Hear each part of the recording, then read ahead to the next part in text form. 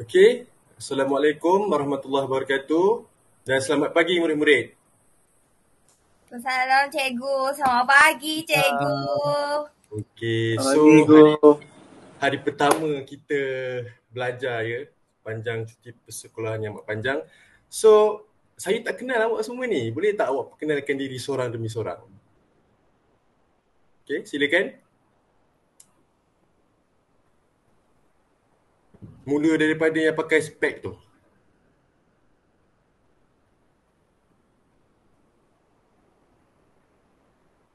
Assalamualaikum cikgu. Nama saya Salam. Muhammad Afiq Aiman bin Gadis. Saya saya tinggal di Batu Pahat. So sekolah rendah saya dulu dekat SMK Seri Utama. SK Okey, Seri baik. Utama. Okey. Okey, seterusnya.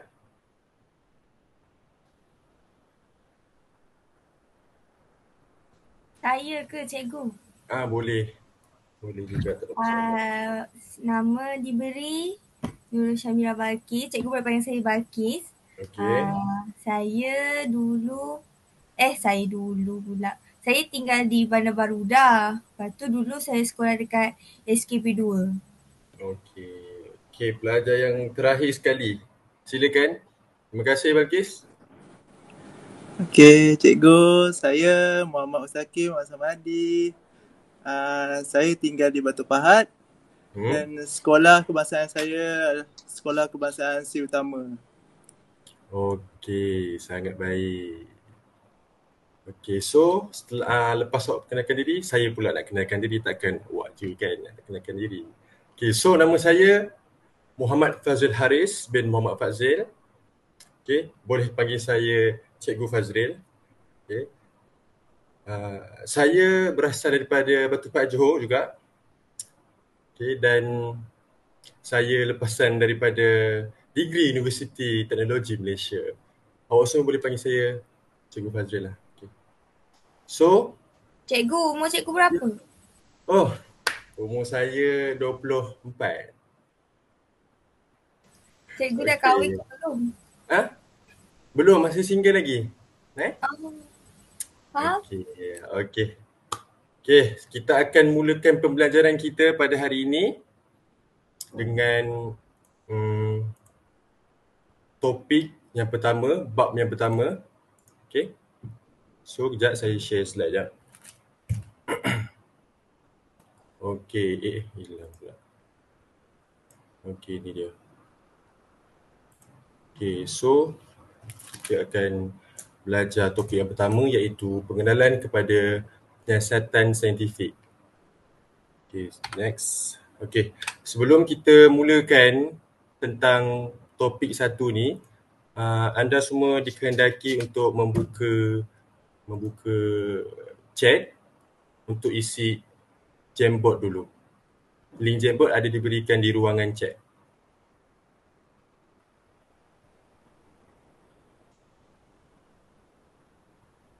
Dia jadi seperti ini. Macam gini. Awak boleh tengok contoh di skrin record saya.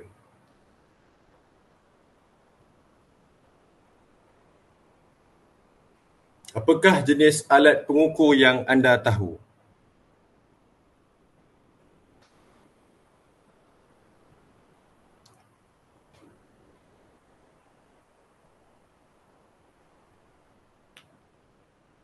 Pembaris. Okey, sangat baik. Ni siapa yang jawab ni? Sangat baik. Lagi dua.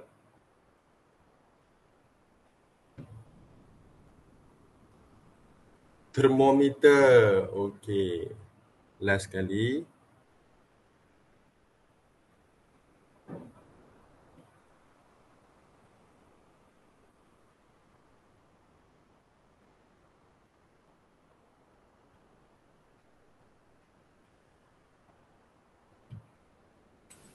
Cikgu. Ya. Puspa hari ni tak dapat datang sebab dia ada camp. Patutlah saya tengok hari ni kelas kita kurang seorang ya. Okey, tak apa. Betul tu cikgu. So, nanti awak kena maklumkan kepada dia. Okey, kelas kita hari ni buat apa, sekian. Okey, ada masalah? Ada. Okey, baik. Ini lagi satu ni mana ni?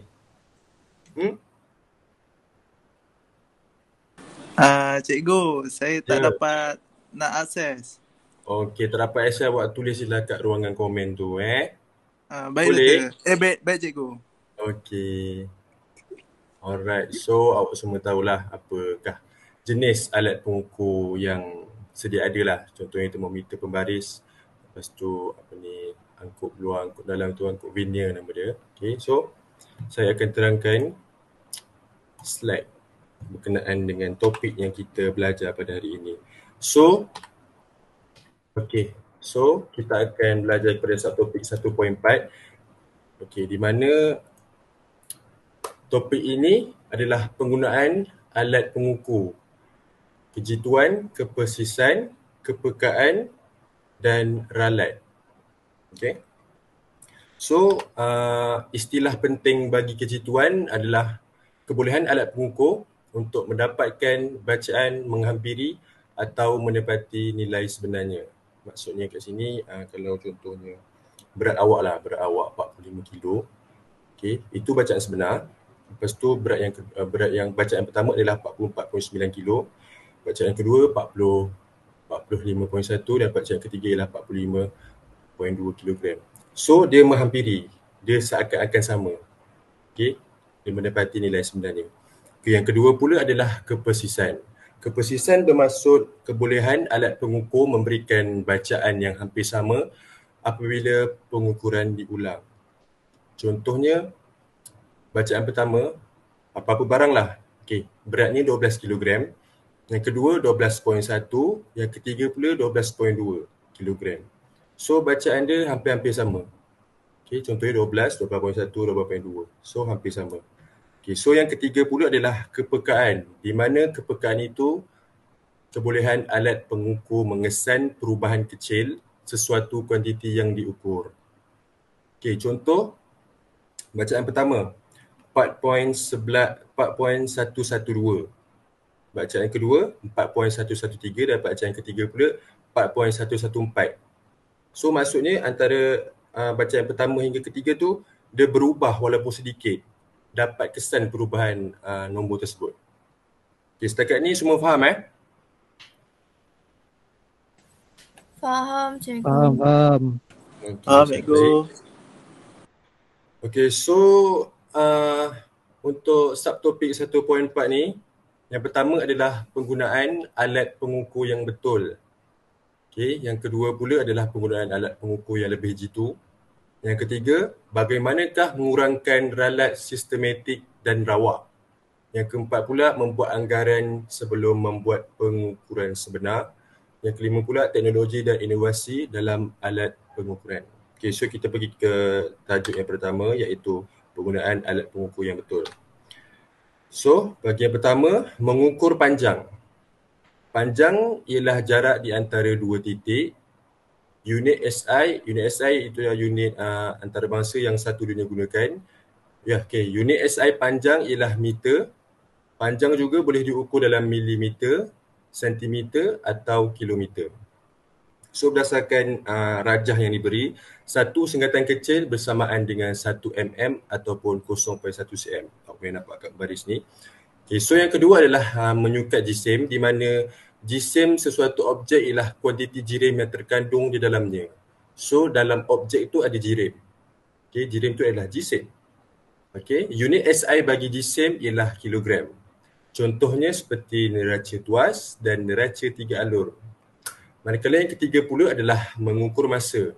Unit SI bagi masa ialah saat.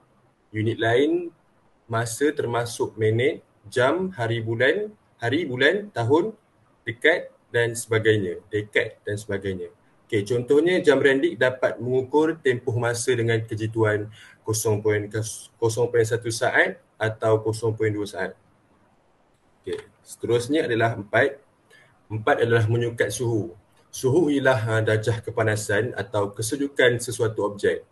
Unit SI ialah Kelvin, K, walau bagaimanapun.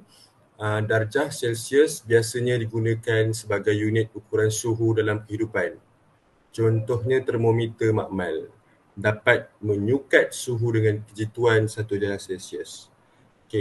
Poin kelima pula adalah menyukat arus elektrik. ammeter digunakan untuk menyukat arus elektrik dalam sesuatu litar. Okey.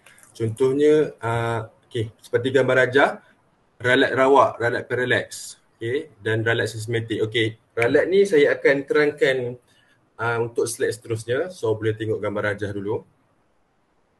Okey, ralat sifar positif dan ralat sifar negatif.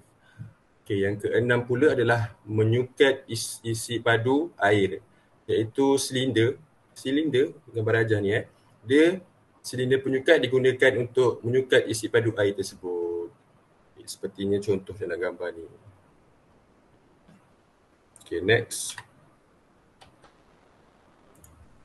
Okay. Yang kedua pula adalah penggunaan pengukur yang lebih jitu. Ini tajuk besar yang kedua ya. Okay, setakat ni tajuk yang pertama semua faham murid-muridku? Faham. Faham cikgu. Oh, sangat baik, terima kasih.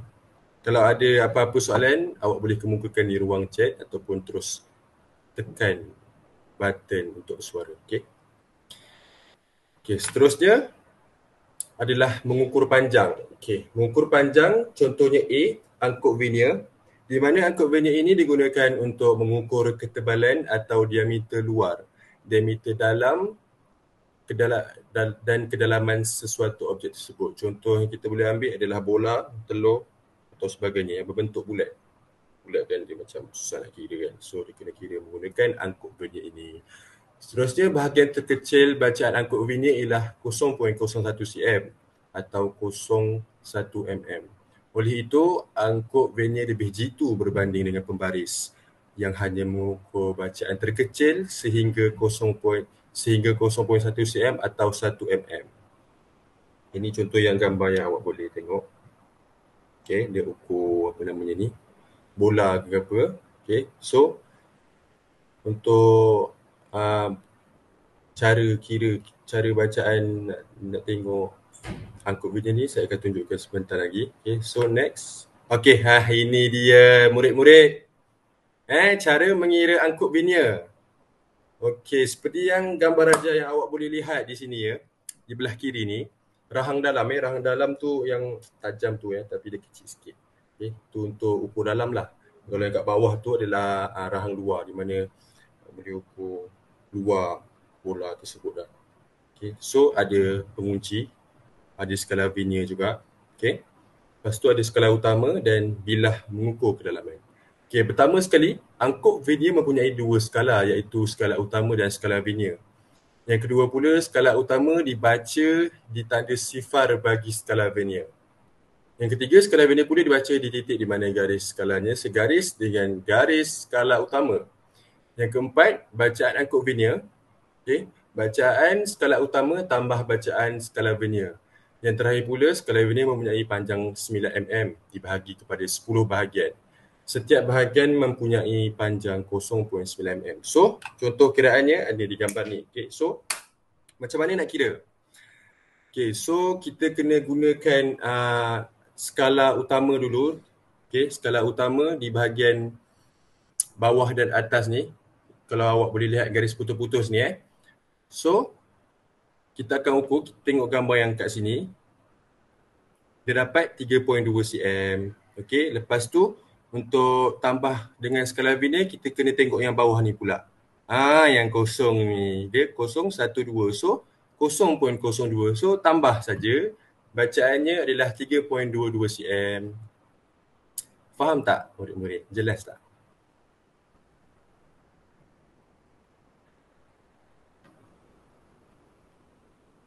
Jelas tak? Hello?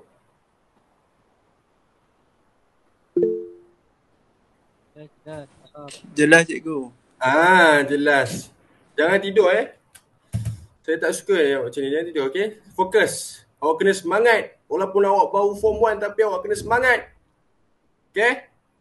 So, seterusnya adalah tolok skru micrometer, di mana dia digunakan untuk mengukur ketebalan dan diameter objek kecil seperti kertas, rambut dan lain-lain. Bahagian terkecil bacaan tolok skru micrometer ialah 0.001 cm atau 0.01 mm. Oleh itu, tolok skru micrometer adalah lebih jitu daripada angkuk vernier dan pembaris. Okay, seperti gambar rajah, ini contoh tolok skru micrometer. Ia ada rahang, ada kekunci, ada skala utama dia dekat sini, lepas tu ada skala bidal, ada ratchet. Okay. So, cara untuk membaca tolok skru micrometer ni gambar rajah yang pertama.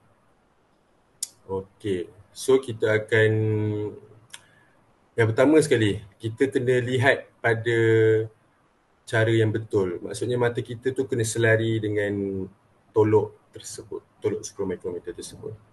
Okay. So, kat sini bacaan tolak skru micrometer 3.50. Okay, awak boleh dapat 3.50 dekat skala utama ni. Yang kat sini, yang sebaris dengan mata ni. Okay, kat sini 3.50. Lepas tu tambah dengan 0.38.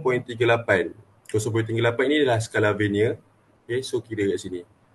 So, dah hampir-hampir lah. Dah hampir-hampir ke 40. So, kira macam 0.38 lah. Walaupun dia 40, di bawah sikit. So, bila ditambahkan 3.50 tambah 0.38, jadinya ialah 3.88 mm. Itu adalah bacaan tolok skru micrometer.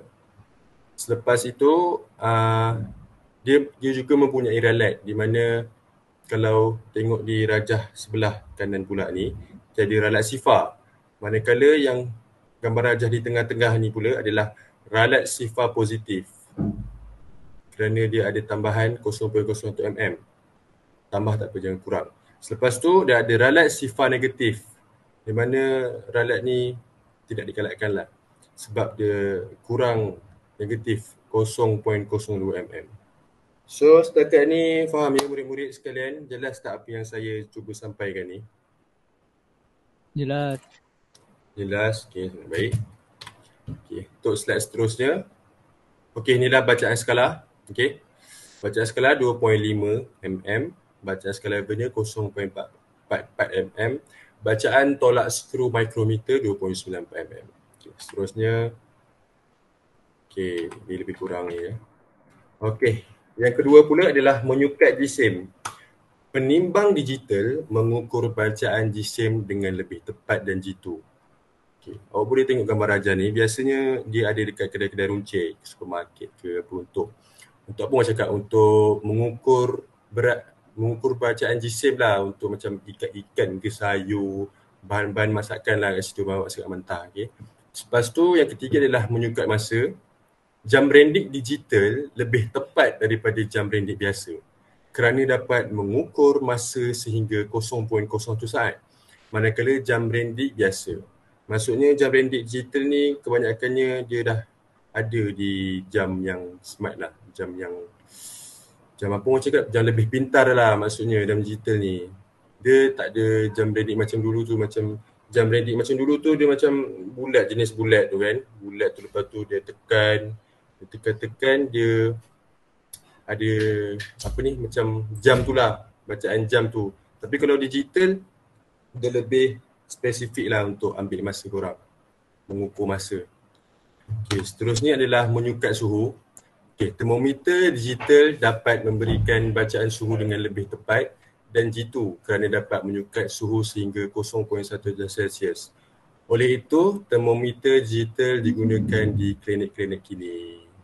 Okay, ini adalah contoh termometer di klinik untuk apa?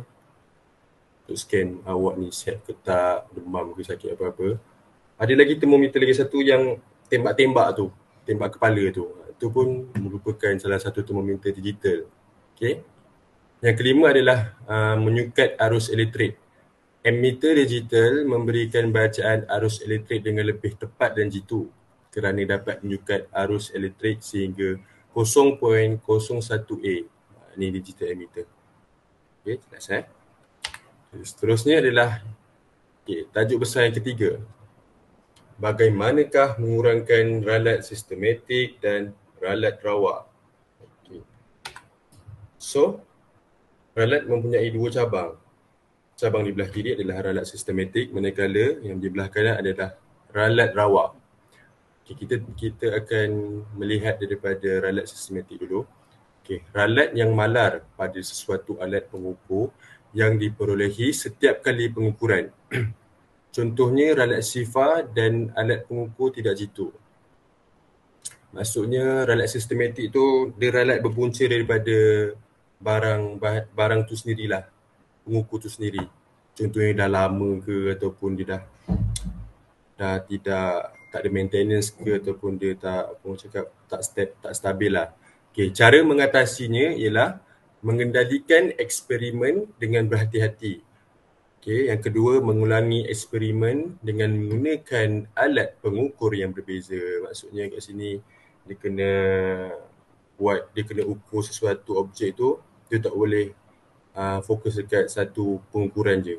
Dia kena guna alat ukur yang lain, bukan pengukuran, alat ukur yang lain. So dari segi ralat rawak pula adalah ketidakpastian pengukuran yang disebabkan oleh pemerhati semasa membuat pengukuran. Contohnya ralat parallax, kecuaian pemerhati dan salah teknik. So ralat rawak ni berpunca daripada pemerhati tu sendiri, dia cuai. Okay, cuai, lepas tu salah teknik, contohnya macam cara dia lihat alat pengukur tu, ni barang ni tengok pada atas salah, bawah pun salah, so kena tengok tengah-tengah, kena selari. Okay, so cara mengatasinya adalah mengurangkan ralat dengan mengambil bacaan ukuran untuk beberapa kali dan mengambil nilai bacaan purata. So inilah adalah ralat sifar seperti mana yang saya terangkan tadi. Kalau yang gambar rajah pertama ni dia tiada ralat sifar. Okay, yang B pula ni ralat sifar positif. Bermaksud garis ketiga baca dari tanda kosong pada skala. Ini ralat sifar positif. Yang C pula adalah ralat sifar negatif yang bermaksud garis ke-6 baca dari tanda 10 pada skala. Ini ialah 0.06 cm. Ini ialah negatif, ini positif, ini tiada ralat. Okey, seterusnya ini adalah cara mengatasi yang lebih detail lah orang cakap. Yang pertama, ralat sistematik di mana kita dapat mengatasinya dengan mengendalikan eksperimen dengan berhati-hati. Yang kedua, mengulangi eksperimen dengan menggunakan alat pengukur yang berbeza. Yang ketiga, mengambil kira ralat sifar untuk mendapatkan bacaan sebenar. Seperti gambar rajah di sini. Okay. Bacaan sebenar ialah bacaan ukuran tolak ralat sifar. Manakala bacaan sebenar bacaan ukuran tolak 0.03 cm. Okay. Ini adalah ralat sifar 0.03 cm. Lepas tu bacaan sebenar, bacaan ukuran tolak negatif 0.06 cm. Sama dengan bacaan ukuran tambah dengan 0.06 cm. Okay. So seterusnya adalah ralat parallax. Ralat parallax ni macam yang saya cakapkan tadi lah. Mata dia tak selari dengan objek pengukur tersebut. Dengan alat pengukur tersebut. So kalau tengok pada atas pun tak boleh, dia tak selari, salah. Kalau dia tengok pada atas nampak 5 kat sini. Padahal dia kosong. Okay, so daripada bawah pula dia tengok 45. Tapi sebenarnya kosong. So dia kena tengok daripada tengah-tengah. Dia kena selari mata dia dengan alat pengukur tersebut. Okay. Okay, so cara mengatasinya ialah ralat rawak di mana ia mengambil bacaan ukuran untuk beberapa kali dan mengambil nilai bacaan purata. Yang kedua, mengurangkan ralat parallax. Mata pemerhati adalah berserenjang dengan skala alat pengukur. Okay. So yang tajuk pasal yang keempat pula ialah membuat anggaran sebelum membuat pengukuran sebenar. Okey, yang pertama sekali A, membuat anggaran panjang. Panjang sebatang pensel PCM. Yang kedua, ukur panjang meja dengan pensel. Yang ketiga, panjang pensel, bilangan pensel, darab P. P itu adalah berapa cm sebatang pensel ni. Okey. So yang B pula adalah membuat anggaran luas di mana luas bermaksud besar sesuatu kawasan tersebut. Okay, unit SI bagi membuat anggaran luas adalah M2, M kuasa 2. Bagi yang poin ketiga, objek sekata guna rumus. Objek tidak sekata dan ada tanda soal. Okay, kita akan bincangkan insyaAllah. So, okay, dia membuat anggaran luas untuk objek tidak sekata dia menggunakan kaedah kertas graf. Okay, ini adalah contoh kertas graf di di mana 1 cm kali dengan 1 cm. Ini adalah contoh daun. Okay. So tandakan right pada petak yang lengkap ataupun separuh atau lebih separuh lengkap. Kirakan jumlah petak bertanda luas bentuk ialah 23 cm. So mana yang ada daun ni tanda juga. Kalau ada sikit-sikit macam ni tak payah. Kalau macam ni pun lebih separuh ni tanda right. Yang penuh ni tanda right. So kiralah ada berapa kat sini. Lepas tu jangan lupa letak kuasa 2 luas bentuk tu. Okay, so yang ketiga pula adalah membuat anggaran jisim. Di mana jisim sehelai kertas. Okay, jisim 100 helai kertas bersamaan dengan 500 gram. Okay, so jisim sehelai kertas 500 gram perlu dibahagi dengan 100. Okay, so jisim sehelai kertas adalah 5 gram. Okay, next adalah membuat anggaran isi padu. Okay, macam mana nak kira isi padu ni? Buat anggaran dulu. So, isi padu objek sekata guna rumus. Yang kedua, isi padu objek tidak sekata. So, kita boleh tengok gambar ni. Okay, ni isi padu kotak. Nama ini kotak lah. So, isi padu dia tinggi, darat lebar, darat panjang. T, darat L, darat P. So, 4 darat 4 darat 4 ialah 64 cm. Kenapa dia ada kuasa 3? Sebab dia ada 3 tempat nak ukur ni. 4 darat 4 darat 4. Okay. Terus seterusnya adalah membuat anggaran isi padu. Poin yang pertama adalah isi padu objek tidak sekata dan kaedah sasaran air. So kita boleh dapat lihat contoh kat sini. Ini adalah isi padu awal di mana dia tak letakkan apa-apa objek dalam ni. So yang kedua adalah objek tidak sekata. Di mana dah akan letak batu, dia dah letak batu dah dalam ni. So isi padu air tu meningkatlah. Okay. So objek tidak sekata, isi padu batu. Macam ni nak kira objek tidak sekata. Isi padu batu bersamaan dengan 23 cm kuasa 3, tolak 15 cm kuasa 3, jawapannya adalah 8 cm kuasa 3. So ini tolak ini. Isi padu batu. Okay. So seterusnya adalah tajuk besar yang kelima. Okay, sebelum tu anda semua faham apa yang saya terangkan? Faham. Okay, Faham baik. cikgu.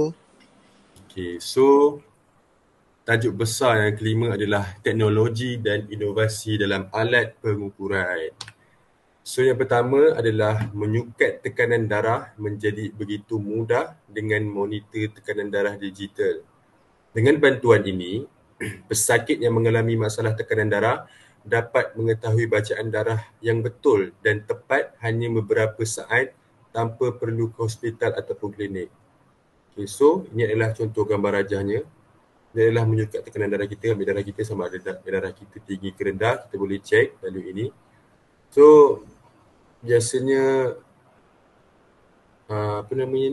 mesin ni ada di farmasi juga. Di farmasi. Kalau nak beli pun boleh juga buat kat rumah, buat cek-cek darah kan. So tak ada masalah. So yang kedua adalah alat mengesan paras oksigen dalam darah. Okey, yang ni gambar rajah kedua ni. Ini biasanya ambil semasa untuk kita buat medical check up lah. Dia akan sepit awak punya jari tu. So mesin tu akan ukur kita punya paras oksigen berada di dalam keadaan baik ataupun kurang baik. Okay, so seterusnya adalah mengira jumlah masa yang digunakan oleh pengguna berapa kali pukulan forehand atau backhand yang dilakukan oleh pengguna. Kelajuan membuat servis dan jumlah smash yang berjaya.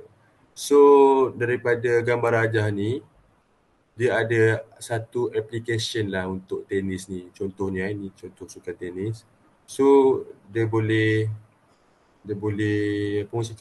kaitkan dengan berapa pengguna tu boleh pukul. Dia ada sistem dia lah yang tersendiri lah maksudnya. So kelajuan tu dapat diproses lah, dia ada analisis daripada handphone tersebut dan jumlah smash, berapa kali dia boleh smash, yang berjaya dia smash. Okay. Sekian, itu sahaja daripada saya, tapi awak relax dulu semua, awak jangan left dulu. Kita ada beberapa aktiviti yang awak perlu settlekan, awak kena selesaikan. Okay? So awak boleh tengok dekat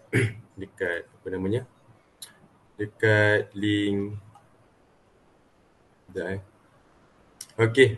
Awak masuk link classroom ni yang saya bagi ni. Awak kena isi link kehadiran dulu.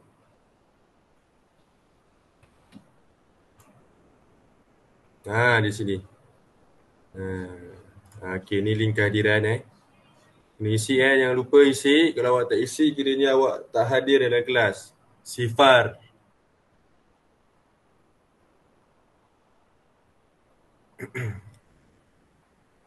Boleh tak?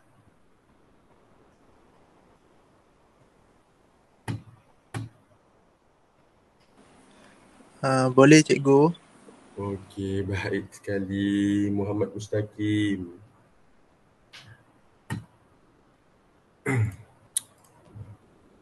Okey, sekejap lepas tu kita ada aktiviti yang lain, iaitu kita ada quiz. So awak semua boleh masuk dekat link quiz yang saya berikan dekat ruangan chat tu. Boleh tak?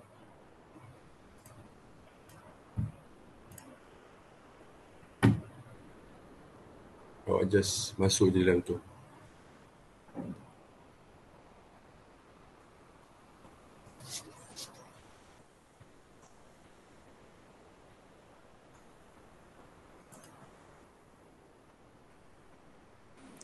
Kita nak main quiz ke cikgu? Ya, kita nak main quiz ni. Yeay. Boleh tak buka quiz tu? Boleh cikgu, boleh.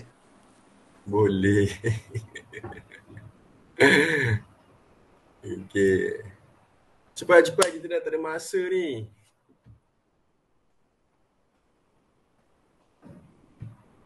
Dah nak habis dah masa kita ni.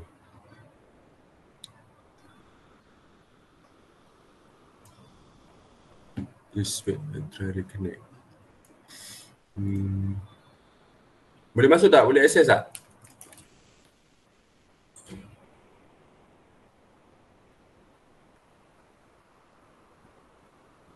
Sekejap ya, saya try refresh jap. Barulah ada nama. Ni okey, Balkis. Afiq yang ganas. Ni Fazril Haris. Fazril Haris ni Mustaqim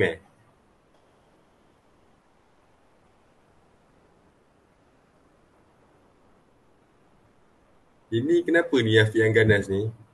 Ni budak yang mana ni? Fazril Haris ni Mustaqim Oh, ni nama depannya dah. Okey. Kita dah boleh start Semua dah ready?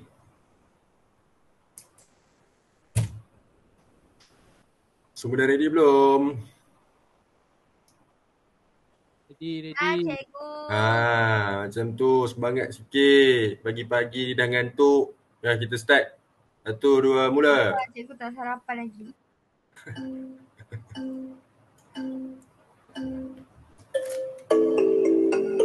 Okey, kita tengok siapa yang dapat nombor 1.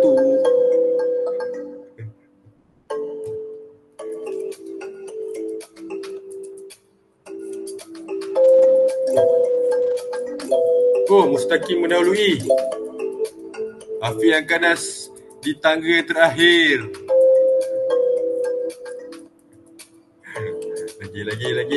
Lagi 14 soalan lagi. Dah jawab 3. Okey, lagi 11 soalan lagi.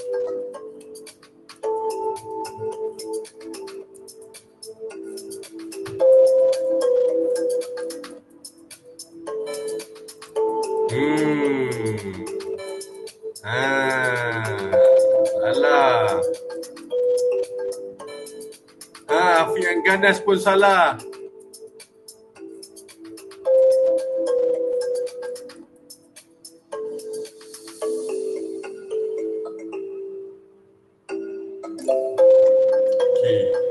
Balkis mendahului sekarang ni, Balkis. Mustaqim salah.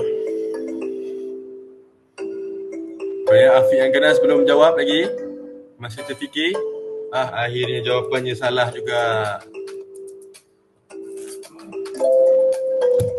Okey, lihat. Okey, sekarang ni Balkis di tangga yang pertama.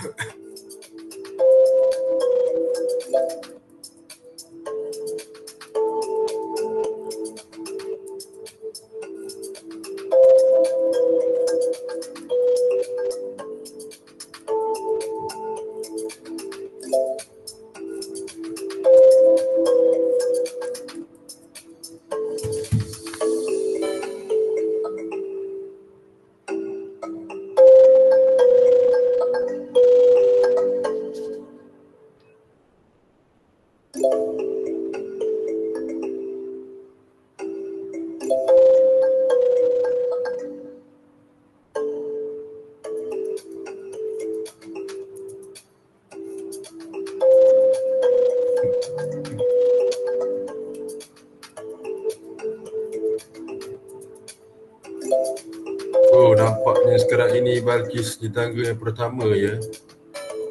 Sangat jauh meninggalkan dua orang lagi pencabar terdekatnya. Sangat jauh ya meninggalkan.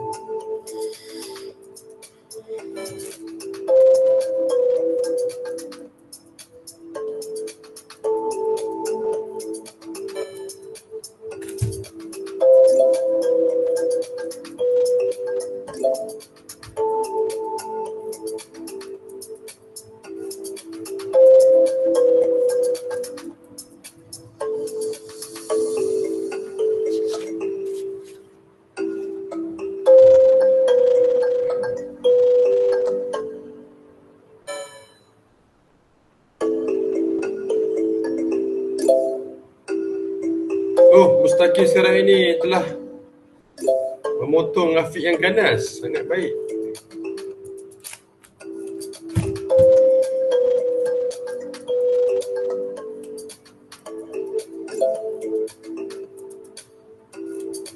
Kedudukan berubah.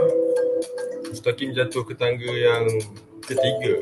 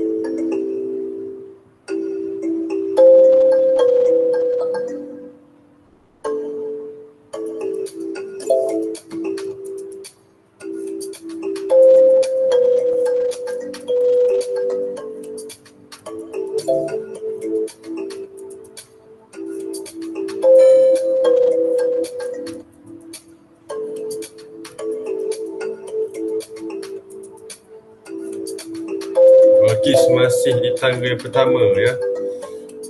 Sangat jauh Balqis meninggalkan pencabarnya.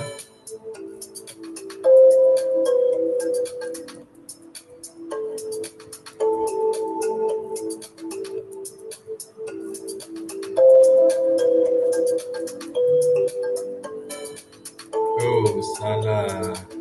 Sayang sekali Afiq yang ganas. Oh, Balqis juga begitu.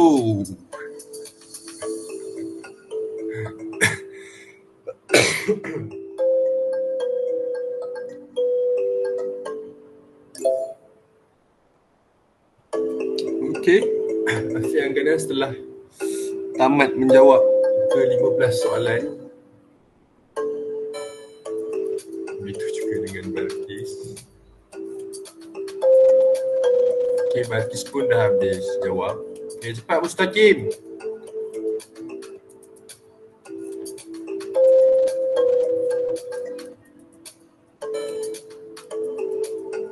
Salah Mustaqim. Ada lagi satu soalan ke dua soalan lagi ni.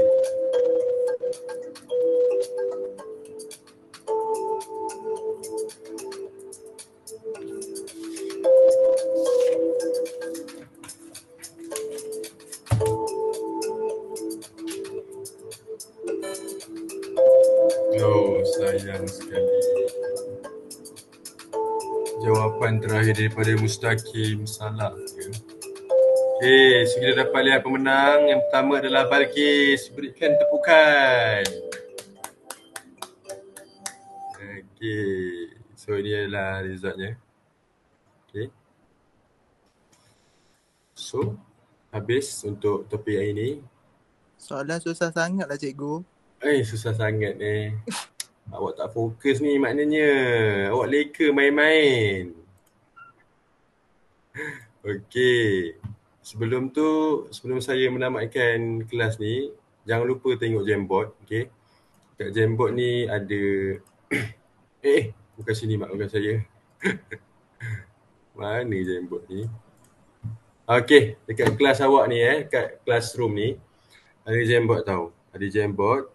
Cikgu dah sharekan tentang tugasan baharu latihan. Okay, so latihan ni sebagai homework awak. Ini soalannya. Okay, so nanti awak boleh check, boleh buat. Saya nak kerja ni pada kelas seterusnya. Okay, so ada apa-apa lagi pertanyaan tak daripada awak semua? Cikgu, nanti recording ni ada tak? Ada. Okey cikgu. Saya dah record set nanti untuk awak buat ulang gaji. Puspa. Kesian. Oh betul juga. Okay. So boleh saya cakap sikit lagi? Boleh cikgu, boleh. So apa yang saya dapat simpulkan daripada topik yang kita belajar ni okay, topik yang kita belajar ni dalam bab 1 ataupun subtopik 1.4, okay, apa yang pelajar perlu tahu adalah apa maksud kejituan. Okay, kejituan, kepersisan dan kepekaan. Okay, seterusnya macam mana nak kira bacaan untuk tolok skru termometer ataupun angkut vernier dan sebagainya lah. Okay, tu pelajar kena tahu macam mana nak kira. And then poin yang ketiga adalah kalau kita nak buat anggaran, kita tidak mempunyai apa-apa bahan untuk mengukur. Jadi kita perlu membuat anggaran. Contohnya kita ada kertas graf. Lepas tu jadi macam mana nak kira? Okay, macam mana nak buat anggaran untuk objek yang tidak sekata. So pelajar kena tahu macam mana kita nak buat anggaran walaupun kita tak ada apa-apa bahan untuk mengukur. So poin yang keempat adalah apa yang kita belajar daripada semua ini adalah asas untuk kita menggunakan alat dalam makmal. Lepas tu alat yang sedia ada untuk mengukur keadaan di sekeliling kita. Okay, so contohnya katakanlah satu hari nanti 10 ataupun 20 tahun akan datang akan ada berbagai-bagai alat yang telah diinovasikan. Maksudnya dekat sini alatan tu semakin canggih. Okay, semakin digital, semakin canggih lah. So contoh yang kita boleh dapat sekarang adalah termometer. Sekarang termometer dah ada yang digital, yang buat tembak-tembak tu lah. Tembak-tembak kat kepala tu, nak cek awak ni demam ada COVID ke tak dia ke. Itulah macam tu untuk ambil suhu badan kita. Lepas tu ada juga alat yang boleh mengukur tekanan darah. Macam gambar yang saya tunjukkan tadi lah. Okay, so hipotesisnya adalah semakin bertambah tahun, semakin banyak kemajuan yang boleh didapati. So siapa tahu kan suatu hari nanti kamu sendiri walaupun awak baru form 1 kan, kamu sendiri akan cipta satu alat yang lebih canggih daripada zaman kini. Okay. So teruskan belajar, jangan putus asa, semangat, jangan kendur. Okay. Kalau ada sebarang apa-apa pertanyaan boleh awak PM tepi saya. Okay. So sekian itu sahaja daripada saya. Terima kasih sebab telah menghadiri kelas saya. So itulah. Assalamualaikum dan goodbye. Bye. Waalaikumsalam cikgu. Okay. Terima kasih cikgu. Sama-sama. Terima kasih.